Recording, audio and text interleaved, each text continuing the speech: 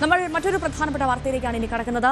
നടൻ ധർമ്മേന്ദ്രയുടെ മരണവാർത്ത നിഷേധിച്ച കുടുംബം. തെറ്റായ വാർത്തയാണ് പ്രചരിക്കുന്നതെന്നും പിതാവ് സുഖം പ്രാപിച്ചു വരികയാണെന്നും മകൾ ഇഷ ഡിയോൾ സമൂഹമാധ്യമത്തിൽ കുറിച്ചു.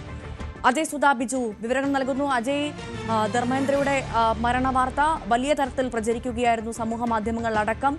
പക്ഷേ അത് തെറ്റാണ്, അദ്ദേഹം സുഖം പ്രാപിച്ചു വരുന്നു എന്നാണ് കുടുംബം നൽകുന്ന വിവരമല്ലേ?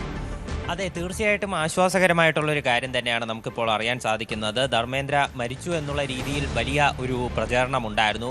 നമ്മുടെ പ്രതിരോധ മന്ത്രി രാജ്നാഥ് സിംഗ് ഉൾപ്പെടെ അദ്ദേഹത്തിന് അനുശോചനം രേഖപ്പെടുത്തിക്കൊണ്ട് രംഗത്തെത്തുന്ന ഒരു സ്ഥിതി ഉണ്ടായിരുന്നു. ഇന്ന് രാവിലെ 9 മണിയോടെ രാജ്നാഥ് സിംഗ് എക്സിൽ പോസ്റ്റ് ഇട്ടിരുന്നു. അദ്ദേഹം മരിച്ചു എന്നുള്ള രീതിയിൽ അദ്ദേഹത്തിന് അനുശോചനം രേഖപ്പെടുത്തിക്കൊണ്ട് എക്സ് അക്കൗണ്ടിൽ അദ്ദേഹം പോസ്റ്റ് ചെയ്തിരുന്നു. അപ്പോൾ അതിനുശേഷമാണ് വലിയ രീതിയിൽ ഇത്തരത്തിലൊരു വാർത്ത പ്രചരിച്ച് എല്ലാവരും, അതുപോലെ തന്നെ ഇന്നലെ രാത്രി മുതൽ നോക്കുകയാണെങ്കിൽ ഇന്നലെ രാത്രി തന്നെ പല മാധ്യമങ്ങളിലും അദ്ദേഹം മരിച്ചു എന്നുള്ള രീതിയിൽ പല വാർത്തകൾ വന്നിരുന്നു.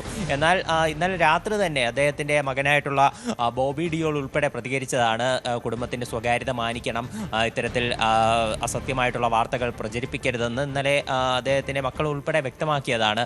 ഇന്ന് ഇപ്പോൾ രാവിലെയാണ് വീണ്ടും അദ്ദേഹം മരിച്ചു എന്നുള്ള രീതിയിലുള്ള വാർത്തകൾ വലിയ തരത്തിൽ പ്രചരിച്ചത്. പിന്നീട് പല ദേശീയ മാധ്യമങ്ങൾ ഉൾപ്പെടെ അദ്ദേഹത്തിന് അനുശോചനം രേഖപ്പെടുത്തിക്കൊണ്ട് രംഗത്തെത്തുന്നു.